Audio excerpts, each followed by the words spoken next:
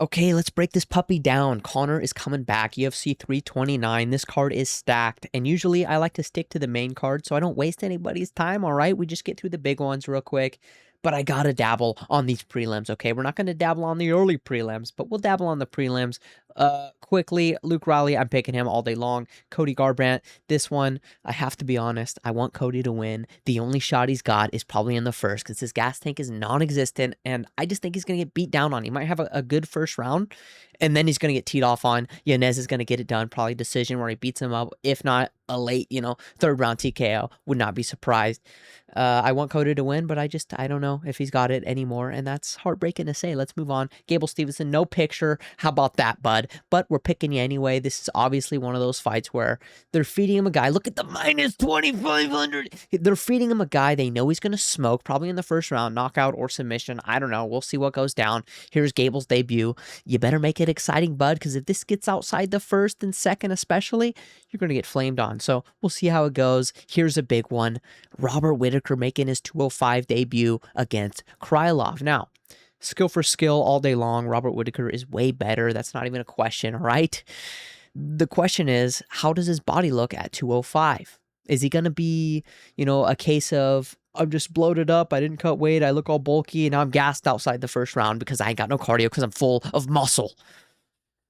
I hope not. I hope, he's taking some time off. I hope he put the size on slowly, a little more naturally. And if he did, skill for skill, he's beaten down on Krylov all day long. I'm picking Whitaker. I'm banking on him doing this the right way. He's a professional, and I think he's going to go in there looking good, and he's going to show you guys that he might be able to make a second run at 205 here. If Paulo Costa can do it, so can Whitaker. Let's see how he looks. I'm excited for this one. All right, now here we go to the main card. Bobby Green versus Terrence McKinney. This one is kind of a 50-50 type fight. The chins of both these guys may be a little suspect, but I do think McKinney's a little more dangerous and a little more powerful in that first round. Bobby Green, he's caught some guys by surprise, right? He's dinged them up, coming in quick. I see Terrence being more powerful. He's going to go in there and probably put the lights out early, and I think he's going to get this one done. First round KO. Exciting fight. Honestly, could go either way. This is going to be a nice way to open up the main card. Let's move on. Brandon Moore versus Lona Kavanaugh, right? This is one of those fights where I'm picking Brandon Royval. Whatever this name does to me isn't good because I don't know how to say it quick. Brandon Royval. Boom, I just did. He's going to get this one done. I just think he's got the experience going into this. I know there's a little bit of hype here, but I'm picking Royval. Watch it happen. All right, let's go on to this one. Corey Sandhagen, Mario Batista. This is a rematch. They're running this puppy back, and I gotta say, this fight is interesting. It's more interesting than I think a lot of people give it credit for. They're looking at this as, oh, this is a useless rematch. What to do for Corey? Blah blah blah. I mean, think about it. Corey caught Mario Batista quick in his career, caught him with the armbar off his back. Crazy impressive. What a good win for Corey. But Mario Batista has gotten so good since then. He's gotten a lot of good wins against some names. He's winning there and competed against, Umar. Had a very good moments in that fight. Remember, he was attacking that foot. I mean, he proved in these last handful of fights he's had that whether you like him or not, he's pretty solid at 135. This guy's an issue for a lot of guys. Corey,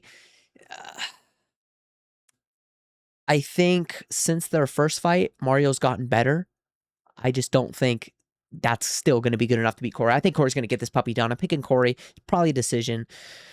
I'm pretty sure this would be a fun little competitive scrap. I don't know if there's going to be, a lot of excitement, like a drop or, some knees buckling or a close sub. Maybe I'm wrong. Maybe we'll see a finisher. That'd be nice.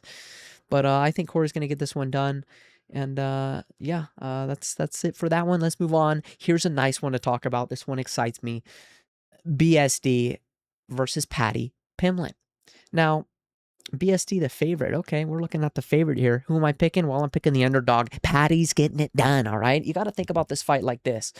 BSD, he's a pretty powerful guy. Strong, good grappler. But I think Patty's, he's durable. He's got more volume. I like his cardio better, honestly.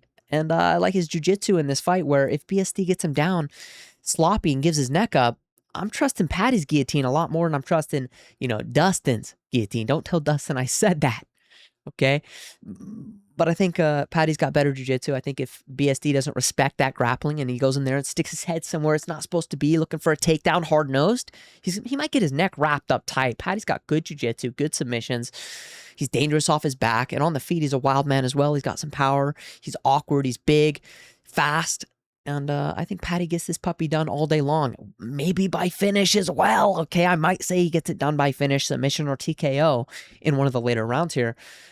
But regardless, I'm picking Patty. I think he's better than BSD. I just do, okay? We'll see how it goes down. We'll see if I'm wrong, but I'm picking Patty here. Now we get to the big one, the main event. Let me click on this puppy. It deserves to be clicked on. Conor versus Max. I made a whole video on this. I broke it down, you know, and I did say in that video, my opinion might change. You know, I might make a 360 and flip and pick Max, and that's kind of what I'm going to do here. I'm making a complete flip. I'm just joking. Come on. Conor's getting this one done, guys. Look at the weight class. Like I said from day one off the rip, I said welterweight is not Max's division. He's going to look flabby, soft, slow, flat-footed. He's going to be there for leg kicks. He's going to be there for those big hands of Conor to ding his head up. This is going to look like that Nate Diaz fight where Conor's just bing, ping, ping, ping, but it might look even better. I think Max's chin isn't going to hold up at 170. If Conor gets one clean in there, he might be able to take that chin out. I know what people are going to say. They're going to say you're an idiot, and then they're going to come back to this fight after Conor gets TKO'd in like the 3rd or 4th round. You fool, what did you think? Blah, blah, blah. Listen, guys, Conor's big. He's powerful. He's going to be the most powerful guy Max has ever fought. The hardest punch Max is ever going to take is going to come from Conor that night, and I just don't know if Max is prepared for it. Slow down, guys. I don't know if Max is prepared for that, okay? Is his movement going to look good? Is he going to be popping that spinning back kick out there? He's going to be moving backwards, slip, zip, slip. I don't think so. I think he's going to look a lot slower than you think, and you're going to realize come fight night that, hey, Conor's been a big guy for years. His body's used to this size. Max just looks like he's been eating a bunch of food. It ain't going to look good, guys. Max is going to get teed off on all day long. And that's why I'm picking Conor here. He's going to get it done. Maybe decision, maybe TKO even, you know. I wouldn't be surprised if Conor could find that chin and put him away. At this weight class, it's the biggest factor there can be.